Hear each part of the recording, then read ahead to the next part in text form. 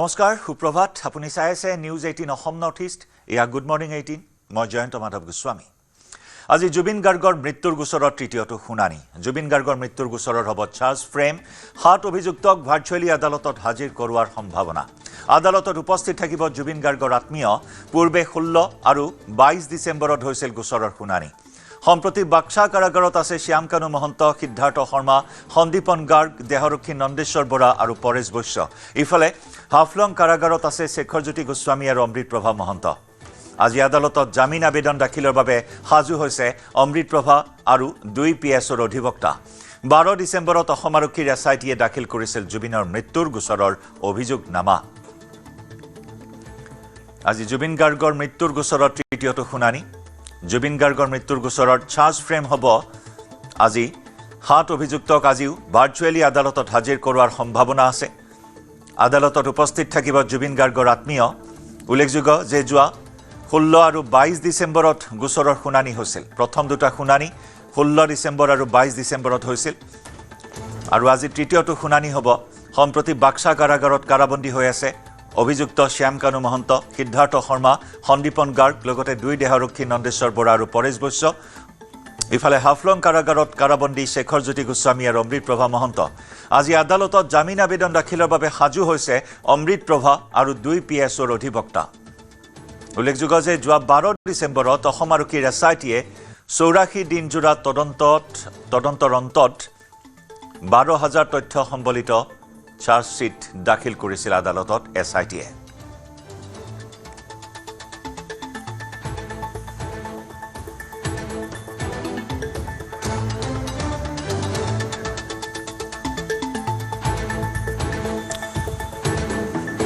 ইতিমধ্যে মুখ্যমন্ত্ৰী ডক্টৰ হিমন্ত বিশ্ব শৰ্মাই 1 জানুৱাৰীত নতুন দিনৰ আলাপ বিশেষ অনুষ্ঠানত জুবিন গাৰ্গৰ ন্যায় প্ৰদান কৰাৰ ক্ষেত্ৰত যিখিনি কৰণীয় চৰকাৰৰ হিয়া অতি শীঘ্ৰেই সম্পন্ন কৰিব বুলি উল্লেখ কৰিছিল বিশেষ আদালতৰ কথা উল্লেখ কৰিছিল চৰকাৰী অধিবক্তা নিযুক্তিৰ কথা উল্লেখ কৰিছিল যাতে খৰতকীয়া হয় জুবিন গাৰ্গৰ এই ন্যায় প্ৰক্ৰিয়া সমগ্ৰ ৰাজ্যবাসীয়ে বিচাৰিছে ফাষ্ট ট্ৰেক আদালতৰ জৰিয়তে বিশেষ আদালতৰ জৰিয়তে বিচাৰ প্ৰক্ৰিয়া সম্পন্ন হওক আৰু মুখ্যমন্ত্ৰী গৰাকীও নতুন বছৰত ৰাজ্যবাসীক এই আশ্বাস প্ৰদান কৰিছে জুবিন গাৰ্গৰ পত্নী জুবিন গাৰ্গৰ ভগ্নী বা পৰিয়ালৰ আটাইসকল লোকেই এই মুহূৰ্তত অপেক্ষা কৰিছে সেই বিশেষ খৰতকীয়া প্ৰক্ৰিয়ালৈ আৰু তাৰ মাজতে আজি তৃতীয় দিনৰ শুনানি গ্ৰহণ কৰা হ'ব আজি জুবিন গাৰ্গৰ ৰহস্য মৃত্যুৰ গোচৰৰ চাৰ্জ ফ্ৰেম আদালতত কৰা হ'ব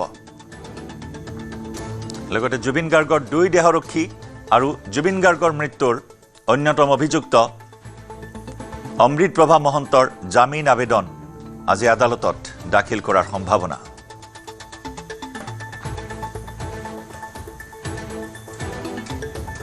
12 ডিসেম্বৰত বহু প্ৰত্যাশিত এছআইটিৰ চাৰ্জশিট দাখিল কৰা হৈছিল যি চাৰ্জশিটৰ পাতে পাতে পৃষ্ঠাই পৃষ্ঠাই জুবিন গাৰ্গক হত্যা কৰাৰ কথা উল্লেখ কৰা হৈছিল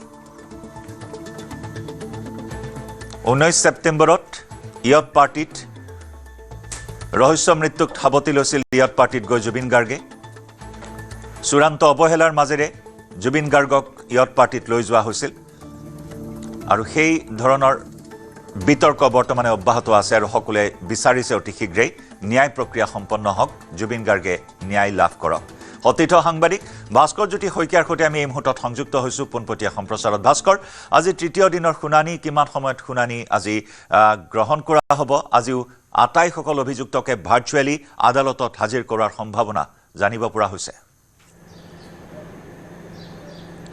নিশ্চয়কৈ জয়ন্ত ইতিমধ্যে কৈছোঁ যে প্ৰথমটো যেহেতু শুনানি ইতিমধ্যে হৈছিল যি CJM কোৰ্টত তাৰ পিছতে জুবিন গাৰ্গৰ যি ৰহস্যজনক মৃত্যুৰ শুনানি দ্বিতীয়টো শুনানি সেশন কোৰ্টলৈ ট্ৰেন্সফাৰ কৰা হৈছিল আৰু সেশন কোৰ্টৰ যদি কথা কওঁ তেতিয়াহ'লে দ্বিতীয়টো শুনানি সমান্তৰালকৈ আচলতে যি CJM কোৰ্টৰ শুনানিৰ সৈতে সৰ্বমুঠ 3 নম্বৰটো শুনানি বা তৃতীয়টো শুনানি গতিকে দেখা পোৱা গৈছে যে যি এই 8জন অভিযুক্ত সৰ্বমুঠ জুবিন গাৰ্গৰ মৃত্যু গোচৰ জড়িত 8জন অভিযুক্ত গোটেইকেইজন অভিযুক্তকে আজি ভাৰ্চুৱেলি যিহেতু যি এই সেশন কোৰ্টৰ তেওঁলোকক হাজিৰ কৰোৱা হ'ব বা ছেছন কোৰ্টত তেওঁলোকক ভাৰ্চুৱেলি আচলতে শুনানি কৰা হ'ব গতিকে তেওঁলোকক হয়তো প্ৰায় 10 বজাৰ পৰা 11 বজাৰ ভিতৰত তেওঁলোকৰ শুনানি প্ৰক্ৰিয়া আৰম্ভ হ'ব আৰু পৰৱৰ্তী শুনানিৰ তাৰিখ আজিৰ দিনটোতে ঠিক হ'ব ইতিমধ্যে কৈছোঁ যে দ্বিতীয় শুনানিত তেওঁলোকৰ স্বাস্থ্যৰ বুজ লোৱা হৈছিল তেওঁলোকৰ চাৰ্জশ্বীট যিহেতু প্ৰথম শুনানিত দিয়া হৈছিল তাৰপিছতে তেওঁলোকৰ সৰ্বমুঠ আচলতে কেনেকুৱা ধৰণে গোটেই বিষয়টো বা গোটেই এই মৃত্যুৰ গোচৰটো তেওঁলোকে লৈছে বা কোনে কেনেধৰণে আচলতে এই গোচৰটোৰ ওপৰত তেওঁলোকে যিসমূহ আচলতে উকিল বা যিসমূহ অধিবক্তাৰ লগত কথা পাতিব সকলোবিলাক কথা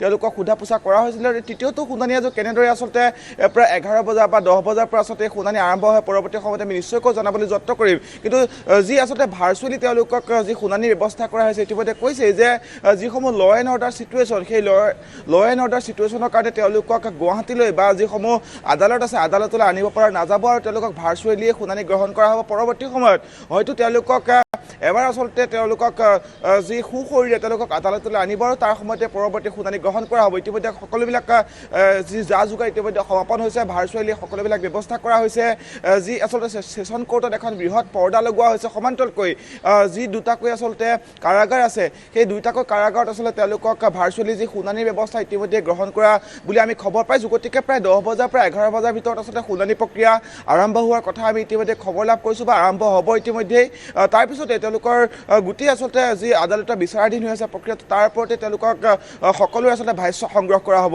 জয়ন্ত আজি চাৰ্জ ফ্ৰেম কৰা হ'ব অত্যন্ত গুৰুত্বপূৰ্ণ আজিৰ দিনটো তৃতীয়টো আজি শুনানিৰ দিন য'ত চাৰ্জ ফ্ৰেম কৰা হ'ব যিসমূহ ধাৰা আৰোপ কৰা হৈছে যিসমূহ তথ্য চাৰ্জশ্বীটত উল্লেখ কৰা হৈছে সেই তথ্যসমূহ প্ৰমাণিত কৰাৰ ক্ষেত্ৰত বিশেষভাৱে গুৰুত্বপূৰ্ণ ভূমিকা গ্ৰহণ কৰিব আৰু বিশেষকৈ চাৰ্জ ফ্ৰেমৰ ওপৰতো বহুখিনি নিৰ্ভৰ কৰিব জুবিন গাৰ্গৰ সমগ্ৰ ন্যায় প্ৰক্ৰিয়াই সমান্তৰালকৈ ভাস্কৰ আজি অমৃতপ্ৰভা মহন্তৰ হৈ জামিন আবেদন দাখিল কৰাৰ সম্ভাৱনা আছে অধিবক্তাই সেই সন্দৰ্ভত আৰু কিবা নতুন তথ্য লাভ কৰিছে নেকি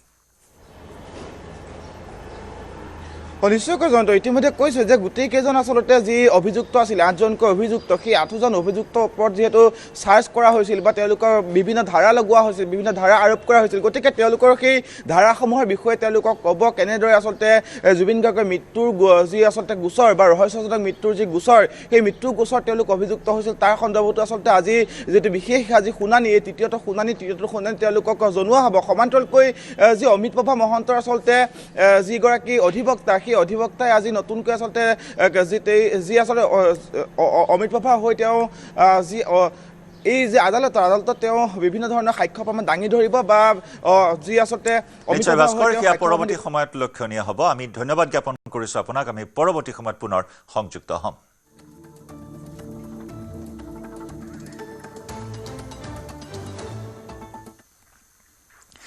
জুবিন গাৰ্গৰ নামত গঠন হ'ব ন্যাস পৰিয়াল বন্ধু শুভাকাংক্ষী থাকিব এই ন্যাসত থাকিব মনোজ বৰঠাকুৰ পাৰ্থ সাৰথী মহন্ত ন্যাসত থাকিব জ্যেষ্ঠ সাংবাদিক গৌতম শৰ্মা ন্যাসৰ নামত খাৰঘুলিৰ ঘৰটোত দান কৰিব পৰিয়ালে জুবিনৰ গান প্ৰকৃতি সমাজ সেৱাৰ কাম কৰিব ন্যাসে ন্যাস গঠনৰ সকলো কৰ্তৃত্ব গৰিমা গাৰ্গক প্ৰদান সংবাদমেলত উচুপি ন্যাস গঠনৰ কথা ঘোষণা কৰিলে পত্নী গৰিমাই বিশেষ আদালত গঠনৰ বাবে চৰকাৰৰ তৎপৰতাক প্ৰশংসা বিচাৰ প্ৰক্ৰিয়া সোনকালে সমাপ্ত কৰিবলৈও আহ্বান জনালে গৰিমা শইকীয়া গাৰ্গে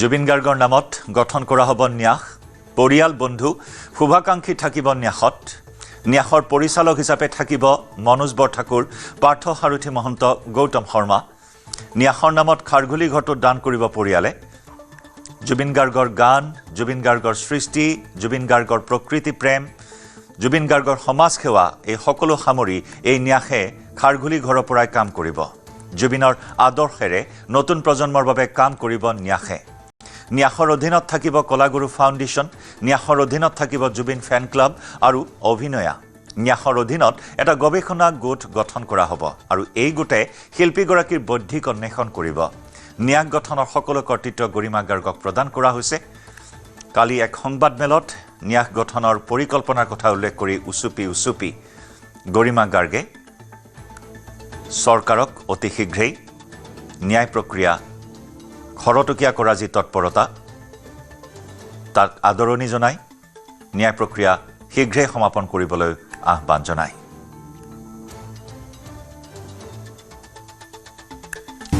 মই বহুত আৱেগিক হৈছোঁ, কাৰণ জুবিনৰ বাবে আজি 3.5 মাহৰ পিছত আমি ওলাই আহিছোঁ এটা খোজ দিবলৈ।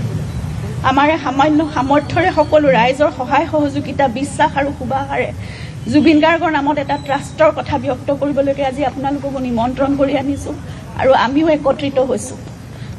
এই ট্ৰাষ্টটোৰ যোগেদি আমি জুবিনৰ আদৰ্শকে লৈ যেনেদৰে তেওঁ সামাজিক দিশত, সাংস্কৃতিক দিশত বা এই ক্ষেত্ৰত জড়িত ব্যক্তিসকলৰ বাবে, নতুন প্ৰজন্মৰ বাবে, প্ৰকৃতি সংৰক্ষণৰ বাবে যিবোৰ কাম কৰিছিল, তেনেকুৱা দিশবোৰতে কিছুমান কাম আমাৰ সামৰ্থ্যৰে আমি কৰি যাবলৈ চেষ্টা কৰিম।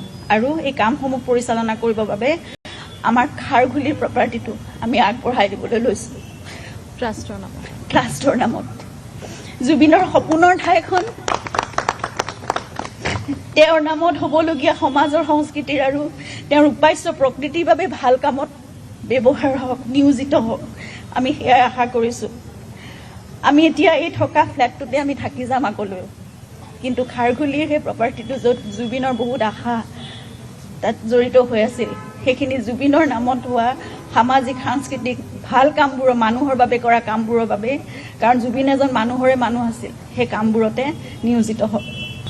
কালি বছৰৰ প্ৰথম দিনটোতে মাননীয় মুখ্যমন্ত্ৰী মহোদয়ে তেখেতৰ কথা ৰাখি জুবিনৰ শেহতীয়া ছবি ৰৈ ৰৈ বিনালেৰ বাবে অহা ৰাজ্যিক কৰ 2,90,00,000 টকা জুবিনৰ দ্বাৰা প্ৰতিষ্ঠিত কলাগুৰু আৰ্টিষ্ট ফাউণ্ডেশ্যনলৈ হস্তান্তৰ কৰে। কলাগুৰু আৰ্টিষ্ট ফাউণ্ডেশ্যন অসমৰ শিল্পীসকলৰ সামূহিক কল্যাণৰ উদ্দেশ্যে গঠন হোৱা এক মঞ্চ, কিন্তু সেয়া অকল শিল্পীসকলৰ বাবেই সীমিত হৈ নাথাকিল। জুবিনে সকলো ধৰণৰ কাম, সকলো ধৰণৰ সামাজিক সাংস্কৃতিক কাম, নতুন প্ৰজন্মৰ বাবে, প্ৰকৃতিৰ বাবে সকলোবোৰ কাম সেই ফাউণ্ডেশ্যনৰ যোগেদিয়ে আগবঢ়াই নিছিল, কৰি আছিল। গতিকে এতিয়া কলাগুৰু আৰ্টিষ্ট ফাউণ্ডেশ্যনৰ অসমৰ আমি এই মঞ্চখনৰ যোগেদিয়ে জুবিন গাৰ্গৰ সামাজিক, সাংস্কৃতিক আৰু প্ৰকৃতি সংৰক্ষণৰ বাবে কৰা কামবোৰৰ সংবৰ্ধন আৰু সম্প্ৰসাৰণ কৰিবলৈ সংকল্পবদ্ধ হৈছে। মাননীয় মুখ্যমন্ত্ৰী ডাঙৰীয়াৰ এই সিদ্ধান্তই আমাৰ এই সংকল্পক বাস্তৱায়িত কৰাৰ ক্ষেত্ৰত যথেষ্ট সহায় কৰিব। লগতে জুবিনৰ ন্যায় প্ৰক্ৰিয়াটোক অধিক শক্তিশালী কৰিবৰ বাবে আৰু ক্ষীপ্ৰ অগ্ৰগতিৰ বাবে বিশেষ চৰকাৰী অধিবক্তা নিয়োগ তথা এখন বিশেষ আদালতৰ বাবে উচ্চ ন্যায়ালয়ক চৰকাৰে আবেদন জনাব বুলিও যি ঘোষণা কৰিছে, নতুন বছৰে মংগলক্ষণত অসম চৰকাৰ আৰু মাননীয় মুখ্যমন্ত্ৰী ডাঙৰীয়াক এই সিদ্ধান্তৰ বাবে আমাৰ তৰফৰ পৰা আন্তৰিক ধন্যবাদ আৰু কৃতজ্ঞতা জনাইছোঁ। লগতে সংশ্লিষ্ট সকলোকে অনুৰোধ জনাইছোঁ, যিমান পাৰি, যেনেকৈ পাৰি, সিমান ক্ষিপ্ৰতাৰে প্ৰক্ৰিয়াটো যাতে সম্পূৰ্ণ হওক।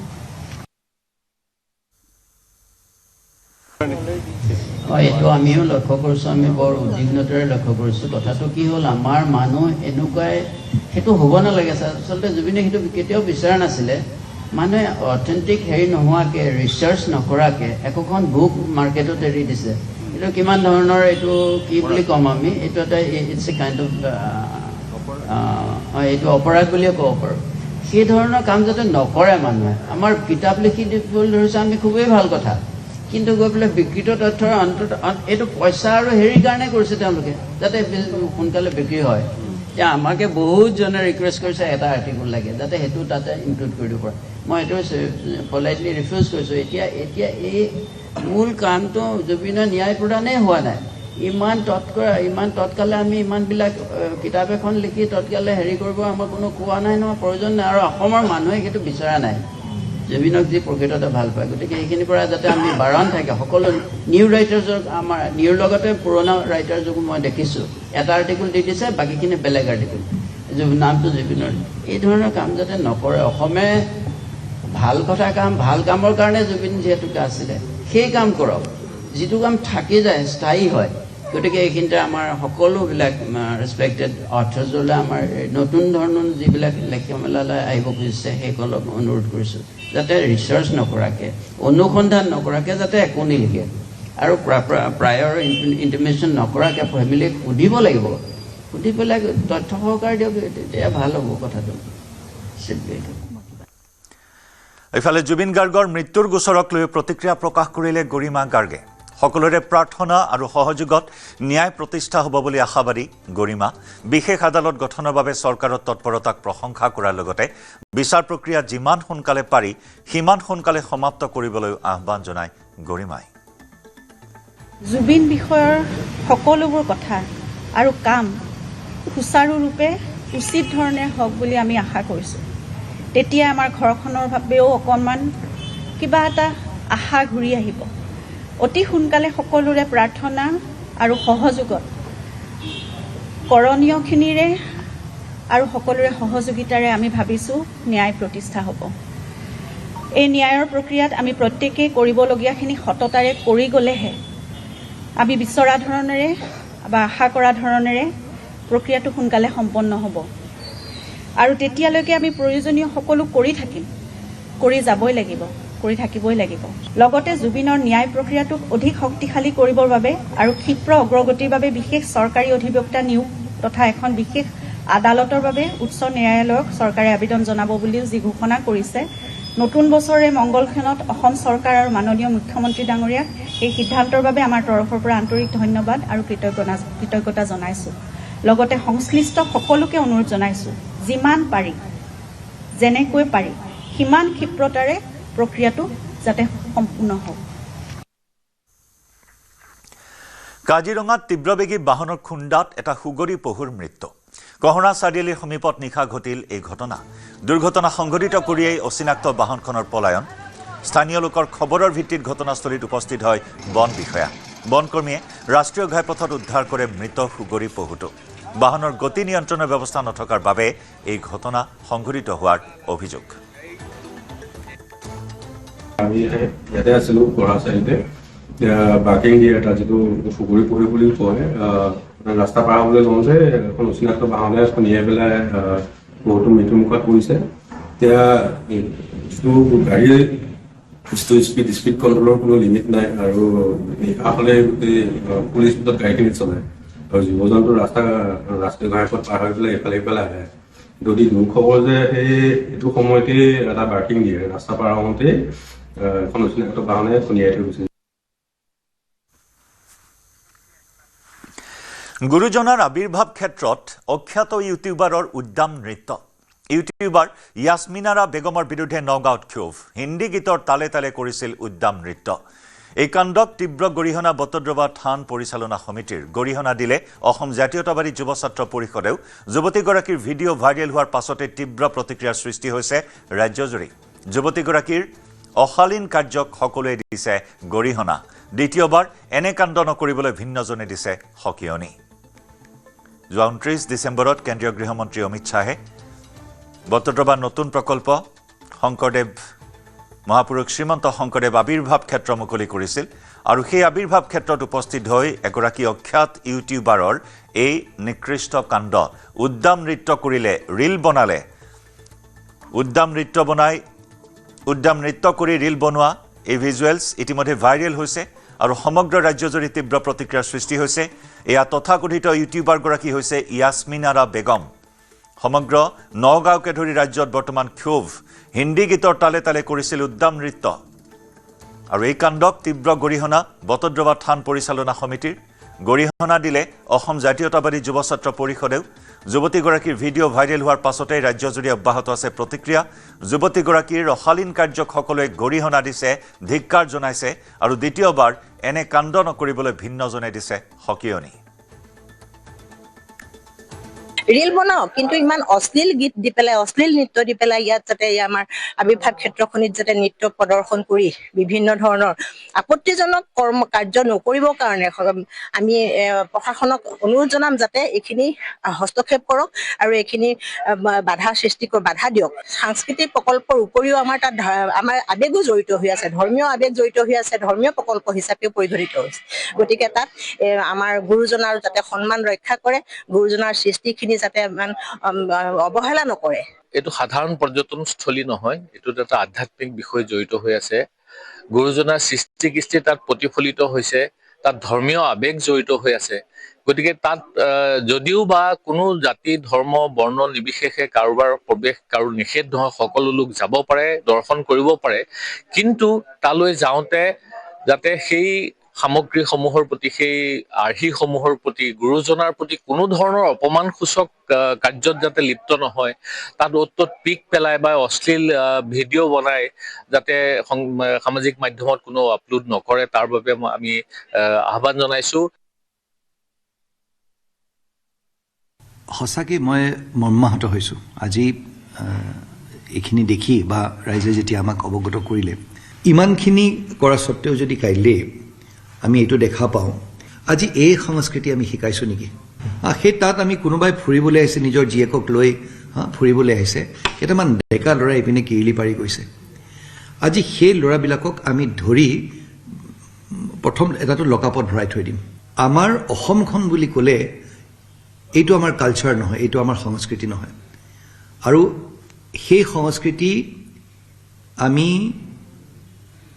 সুন্দৰকৈ বচাই ৰাখিবলৈ চেষ্টা কৰাৰ মানে নহয় যে আমাৰ সেই বহল মন নাই য'ত আমি বেলেগ সংস্কৃতি আমি আঁকোৱালি ল'ব নোৱাৰিম আমাৰ নিজৰ মানুহে যদি আজি সেইকণ কথা তেওঁলোকে বুজি নাপায় এই প্ৰকল্পটো ইমান সুন্দৰকৈ গঢ়া গৈছে বাহিৰৰ পৰা মানুহ আজি কেইদিনমানৰ আগতে এজন জাজ আহিছিলে বাহিৰৰ মানুহ তেওঁ সেই যেতিয়া তেওঁ কোৱা হ'ল তেওঁ ভিতৰত সোমাবলৈ চেষ্টা কৰা নাই কিন্তু বাহিৰৰ পৰা যিখিনি দেখিছে তেওঁ কৈছে ৱৰ্ল্ড ক্লাছ এতিয়া সেই তেনেকুৱা ৱৰ্ল্ড ক্লাছ বুলি কোৱা মানুহে যোনে গণনা কৰা এটা অনুষ্ঠান যদি আমি নিজেই বচাই ৰাখিব নোৱাৰোঁ তেতিয়াহ'লে সেইটো দায়ী হ'লোঁ আমি নিজেই সেইকাৰণে মই সকলোকে পুনৰবাৰ অনুৰোধ জনাব বিচাৰিম অকণমান ধৈৰ্য ধৰক ফেব্ৰুৱাৰী শেষৰ পিনে আমি প্ৰকল্পটো খুলি দিব পাৰিম আৰু সেই প্ৰকল্পটো আমাৰ নিজৰ এটা সাংস্কৃতিক সম্পদ হিচাপে লৈ এজন প্ৰকৃত অসমীয়া হিচাপে ভাল পায়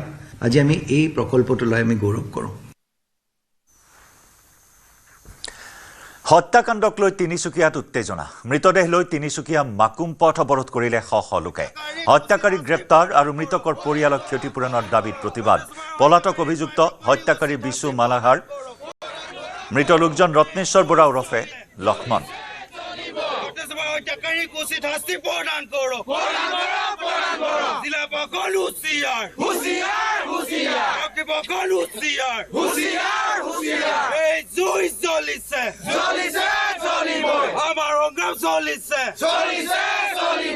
লোকেক পাতি দিয়া ব্যৱস্থা গ্ৰহণ কৰক হত্যাকাৰীক গ্ৰেপ্তাৰ কৰিব নোৱাৰা অসম পুলিচ হয় হয় হয় হয় হয় হয় এই জুই চলিছে এই সংগ্ৰাম চলিছে আমাৰ দাবী আচলতে আটাইতকৈ দুৰ্ভাগ্যবশত কথা আচলতে অসমীয়া জাতিৰ ভূমিপুত্ৰ খিলঞ্জীয়া ভূমিপুত্ৰ এগৰাকী সন্তান মৰাণ জনগোষ্ঠীৰ এগৰাকী সন্তান লেচেংগা গাঁৱৰ ৰত্নেশ্বৰ বৰাক তেখেতক 24 ঘণ্টা অকলি যোৱাৰ পাছতো আচলতে দোষী এই পৰ্যন্ত কয়াক্ত কৰিব নোৱাৰে অসম পুলিচে আচলতে যিটো সময়ত অসম পুলিচে হওক এইখন চৰকাৰে দমফালি মাৰি থাকে উন্নয়নৰ কথা কয় দুৰ্নীতিৰ কথা কয় তেখেতসকলৰ যিটো আচলতে তেখেতসকলে যিমতে কাম কৰে যিটো গতিত কাম কৰিছে বুলি যাতে বাৰম্বাৰ তেখেতে দমপালি মাৰি থাকে সেই অসম পুলিচে সেই চৰকাৰে কিন্তু 24 ঘণ্টা অকলি যোৱাৰ পাছতো দোষীক কিন্তু পৰ্যন্ত কিন্তু তেখেতসকলে ধৰিবলৈ সক্ষম হোৱা নাই গতিকে এনে ক্ষেত্ৰত আমি জিলা প্ৰশাসনক আমি সকীয়াই দিছো অসম চৰকাৰক সকীয়াই দিছো বাৰুকুৰিবাসীৰ ৰাইজ কিন্তু এতিয়া সজাগ হৈছে যদি 24 ঘণ্টাৰ পিছত যদি দোষীক যদি তেখেতসকলে কয়াক্ত কৰিব নোৱাৰে তেতিয়াহ'লে সংগ্ৰাম অতি তীব্ৰতৰ হ'ব প্ৰতিবাদ জংকিকভাৱে আন্দোলন কৰা হ'ব ভোগৰ উৎসৱ ভোগালী বিহুলৈ মাজত আৰু কেইটামান দিন ৰাজ্যজুৰি চলিছে অসমীয়া জাতীয় উৎসৱ ভোগালী বিহুৰ প্ৰস্তুতি কুঁহিয়াৰ খেতি কৰা কৃষকসকল ব্যস্ত হৈছে কুঁহিয়াৰ শালত কুঁহিয়াৰ শালৰ পৰা গুৰ নিবলৈ আগমন ঘটিছে বিভিন্নজন গ্ৰাহকৰ উপস্থিত আছো গহপুৰৰ বাহৈ চকৰ কুঁহিয়াৰ শালত আৰু কুঁহিয়াৰ খেতি কৰা কৃষকসকল এনেদৰে এইকেইদিন খুব ব্যস্ত তেওঁলোক শালত কাৰণ কুঁহিয়াৰসমূহ তেওঁলোকে পেৰিছে ইয়াৰ পৰা ৰস ওলাইছে আৰু সেই ৰস সন্মুখত ছট আছে ছটত ঢালিছে সহযোগীয়ে দেখাব আৰু এই ছটত গৰম কৰি উতলাই গুড়লৈ পৰিণত কৰে এখন ছট আৰু প্ৰতিজন অসমীয়া গাত এতিয়া ব্যস্ততা বৃদ্ধি পাইছে আৰু আমি কৃষকসকল আছে তেওঁলোকৰ লগত কথা পাতিম কাৰণ বিভিন্নজন গ্ৰাহকো দেখিছোঁ এই কুঁহিয়াৰ শালত গুড় হয়তো তেওঁলোকে নিবলৈ আহিছে বিশুদ্ধ গুড় আৰু মই অকণমান কুঁহিয়াৰ খেতি কৰা কৃষকসকল আছে মই আপোনাৰ ওচৰলৈ আহিছোঁ যিহেতু ভোগালী সমাগত আপোনালোকৰ ব্যস্ততাও বৃদ্ধি পাইছে আজিকালি এনেদৰে শালত কুঁহিয়াৰ পৰা খুব দৃশ্য কম গতিকে আপোনালোকৰো কেনেকুৱা ব্যস্ততা এইকেইদিন পোনপ্ৰথমে আপোনালোকৰ জৰিয়তে সদৌ অসমবাসীলৈ আমাৰ নৱবৰ্ষৰ শুভেচ্ছা জনাইছোঁ লগতে ভোগালী বিহুৰ আন্তৰিক আগতীয়াকৈ জনাইছোঁ শুভেচ্ছা আমাৰ ব্যস্ততা মানে গোটেই বছৰটোৰ ভিতৰত আমি প্ৰথমে গুড় পেৰোঁ আমাৰ ইয়াত আৰু আমাৰ গোটেই গাঁওখনৰ বা আমাৰ বৰঙাবাৰী অঞ্চলৰ চুবুৰীয়া প্ৰায় বৰঙাবাৰী গোটেই ওচৰ চুবুৰীয়া কেইবাখন গাঁও আমাৰ পৰাই গুড় লৈ যায়। গতিকে আমি এতিয়া গুড়টো আমাৰ সম্পূৰ্ণ প্ৰায় হৈছেগৈ আৰু 2-4 দিনৰ ভিতৰতে আমাৰ সম্পূৰ্ণ শেষ হ'ব। গতিকে গুড় আমাৰ প্ৰায় আমাৰ গ্ৰাহক এয়া ওচৰত ৰৈ আছে নিবৰ কাৰণে। গ্ৰাহকৰ সৈতে কথা পাতি লওঁ অকণমান। গুড় নিবলৈ আহিলে কেনেকুৱা ব্যস্ততা? বিহু ভালেই, গুড় নিবলৈ আহিলে গুড় এটিং শালৰ গুড় বোলো লৈ যাওঁ এটিং। বিশুদ্ধ গুড় বিশুদ্ধ গুড় নিবলৈ আহিলে হয়, ভেজাল নাই ইয়াত। এগৰাকী যুৱতীও দেখিছোঁ কুঁহিয়াৰ শালত খুব ব্যস্ত আছে। অকণমান কথা পাতিম মই আপোনাৰ লগতো। আপুনিও ব্যস্ত আছে কুঁহিয়াৰ? হয় নমস্কাৰ। আমি নিউজ 18ৰ তৰফৰ পৰা নতুন বছৰৰ শুভেচ্ছা জনাইছোঁ আৰু আগন্তুক ভোগালী বিহু যিহেতু আহি আছে, আমি আগতীয়াকৈ ওলগ জনাইছোঁ অসমবাসী। হয়, আমি ইয়াতে বহুতেই ব্যস্ত। প্ৰত্যেক বছৰৰ দৰে এই বছৰো আমি পিছ পৰি থকা নাই, গুড় খেতি কৰিছোঁ। যিহেতু ভোগালী বিহু আহি আছে আৰু ভোগালীৰ কাৰণে আমি যি জলপানৰ কাৰণে যি গুড়ৰ প্ৰয়োজন হয়, সেই গুড় আমি ইয়াতে উৎপাদন কৰি আছোঁ। নিশ্চয়কৈ আচলতে খুব সুন্দৰ পদক্ষেপ আৰু এনেদৰে অৰ্গেনিকভাৱে তেওঁলোকে এই গুড়সমূহ শালৰ পৰাই তৈয়াৰ কৰে আৰু বিভিন্নজন আহে ইয়াৰ পৰাই গুড়সমূহ তেওঁলোকে লৈ যায়। আৰু যিহেতু ভোগালী বিহু বুলি ক'লে ভোগৰ উৎসৱ, সকলোৱে এসাঁজ আনন্দ মনেৰে খাব বিচাৰে। বিশেষকৈ জলপানৰ লগত গুড় খোৱাৰ আনন্দই সুকীয়া, তাতে বিশুদ্ধ গুড়। আৰু এনেদৰে আমি গহপুৰৰ বৰঙাবাৰী যি বাহৈ চুক আছে সেই অঞ্চলৰ পৰা কুঁহিয়াৰ খেতি কৰা কৃষকসকলৰ লগত কথা পাতিলোঁ আৰু এনেদৰে এতিয়া প্ৰতিজন অসমীয়াৰ ব্যস্ততা বাঢ়িছে ভোগালী বিহুক লৈ। আৰু ভোগালী বিহু আগমনৰ লগে লগে ভেলাঘৰ নিৰ্মাণতো এতিয়া ব্যস্ত হৈছে ৰাজ্যবাসী। ভেলাঘৰ নিৰ্মাণৰ বাবে পথাৰত নৰা কাটিছে বহু লোকে। মঙলদৈ কেন্দ্ৰীয় ভোগালী বিহু উদযাপন সমিতিয়ে গাঁৱৰ ৰাইজৰ সৈতে প্ৰতি বছৰে ব্যতিক্ৰমী ধৰণেৰে নিৰ্মাণ কৰি আহিছে ভেলাঘৰ। ভেলাঘৰ নিৰ্মাণৰ বাবে নৰা কটা পৰ্বৰে আৰম্ভ কৰিছে প্ৰস্তুতি।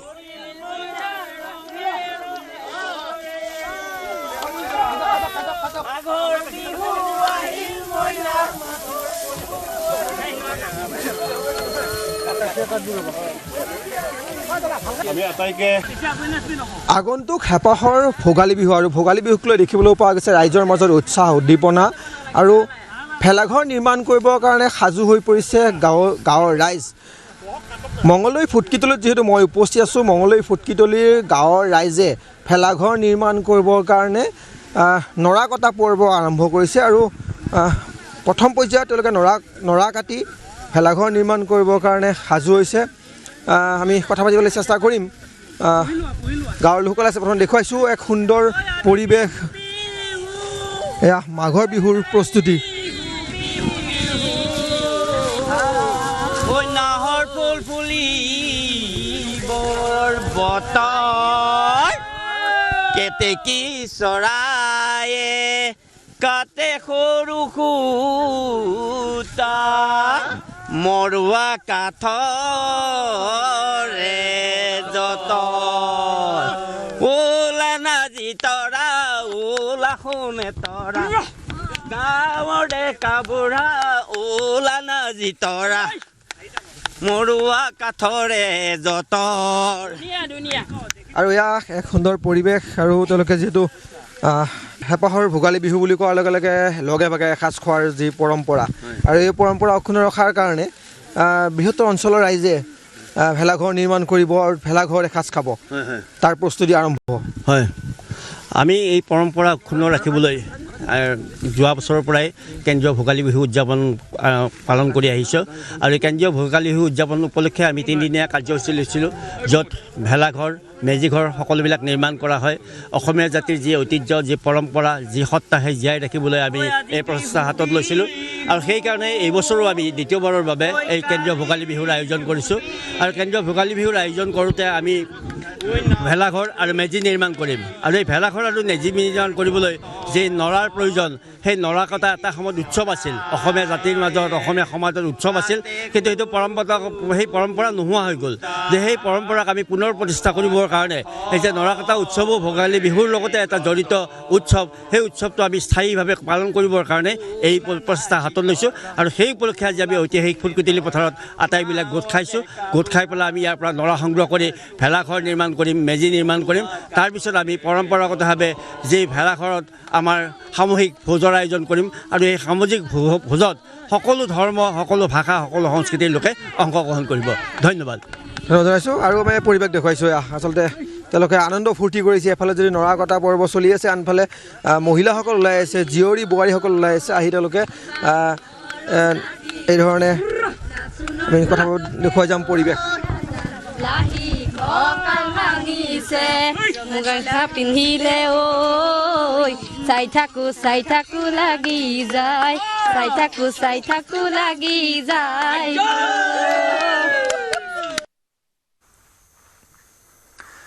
পুনৰ অসমলৈ আহিব প্ৰধানমন্ত্ৰী আৰু কেন্দ্ৰীয় গৃহমন্ত্ৰী। 17-18 জানুৱাৰীত প্ৰধানমন্ত্ৰীৰ অসম ভ্ৰমণৰ সম্ভাৱনা। 29 জানুৱাৰীত অসম ভ্ৰমণ কৰিব কেন্দ্ৰীয় গৃহমন্ত্ৰীয়ে। বাজপেয়ী ভৱনত মোদী শ্বাহৰ আগমনৰ প্ৰস্তুতিক লৈ আলোচনা। মুখ্যমন্ত্ৰীৰ উপস্থিতিত অনুষ্ঠিত হয় এই বৈঠক। বৈঠকত উপস্থিত থাকে কেন্দ্ৰীয় মন্ত্ৰী সৰ্বানন্দ সোণোৱাল আৰু ৰাজ্যিক সভাপতি দিলীপ শইকীয়া।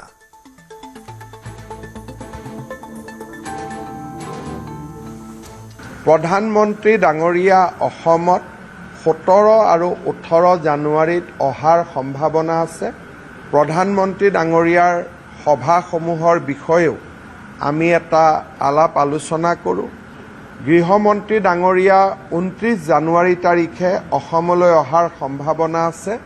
তেখেতৰ ভ্ৰমণ সম্পৰ্কেও প্ৰস্তুতিমূলক আমি বৈঠক অনুষ্ঠিত কৰোঁ।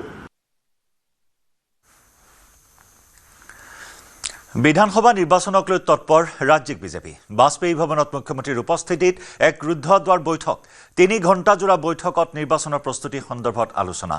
ৱাল পেইণ্টিং, প্ৰাৰ্থিত্ব, নিৰ্বাচনী প্ৰচাৰ সন্দৰ্ভত আলোচনা। BPF UPPLৰে মিত্ৰতাক লৈও এই বৈঠকত আলোচনা কৰা হয়। বৈঠকত কেন্দ্ৰীয় মন্ত্ৰী সৰ্বানন্দ সোণোৱাল, ৰাজ্যিক বিজেপিৰ সভাপতি দিলীপ শইকীয়া, ৰাজ্যিক প্ৰভাৰী হৰীশ দ্বিবেদী, নিৰ্বাচনী প্ৰভাৰী বৈজয়ন্ত পাণ্ডাও উপস্থিত থাকে। প্ৰত্যেকগৰাকী বিজেপিৰ বিধায়কে টিকট পাব, তাৰ নিশ্চয়তা কোনেও দিব। সমান্তৰালকৈ এক তাৎপৰ্যপূৰ্ণ মন্তব্য কৰে মুখ্যমন্ত্ৰী ডক্টৰ হিমন্ত বিশ্ব শৰ্মাই যে প্ৰত্যেকজন বিজেপি বিধায়কৰ টিকটৰ নিশ্চয়তা নাই। বুথ পৰ্যায়ৰ কমিটিয়ে প্ৰস্তুত কৰিব প্ৰাৰ্থীৰ পেনেল। প্ৰাৰ্থীৰ পেনেল বিবেচনা কৰিব ৰাজ্যিক নিৰ্বাচন কমিটিয়ে আৰু শেষত সংসদীয় বোৰ্ডে চূড়ান্ত কৰিব প্ৰাৰ্থীৰ নাম। বিজেপিৰ কোনো বিধায়কৰ বিৰুদ্ধে প্ৰতিষ্ঠান বিৰোধী ঢৌ নাই। এইবাৰ বিজেপি বিধায়কৰ টিকট কৰ্তন কৰোঁতে কষ্ট হ'ব। বৰ্তমানৰ প্ৰতিজন বিধায়ক প্ৰাৰ্থী পেনেলৰ 1-2 নম্বৰ থাকিব। আগন্তুক নিৰ্বাচনৰ প্ৰাৰ্থিত্বক লৈ প্ৰতিক্ৰিয়া এনেদৰে প্ৰকাশ কৰিলে মুখ্যমন্ত্ৰী ডক্টৰ শৰ্মাই আৰু বৰ্তমানৰ বিধায়কৰ টিকট কৰ্তন নকৰাকৈ নতুন মুখে প্ৰাৰ্থিত্ব লাভ কৰিব বুলিও ইংগিত দিলে। 22টা সমষ্টিত নতুন মুখে প্ৰাৰ্থিত্ব লাভ কৰিব পাৰে। 103টা সমষ্টিৰ ভিতৰত 22খন নতুন মুখে প্ৰাৰ্থিত্ব পাব পাৰে।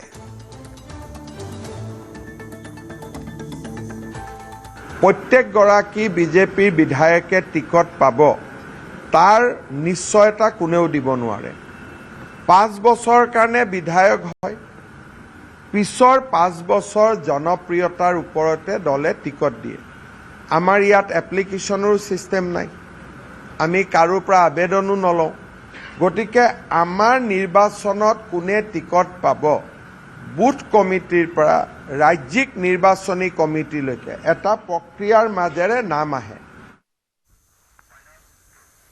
ইয়াৰ সৈতে সময় হ'ল গুড মৰ্ণিং 18ৰ পৰা বিদায় লোৱাৰ। খন্তেক বিৰতিৰ পিছতে সতীৰ্থ সৌৰভে আগবঢ়াব দ্ৰুত সংবাদ। নমস্কাৰ।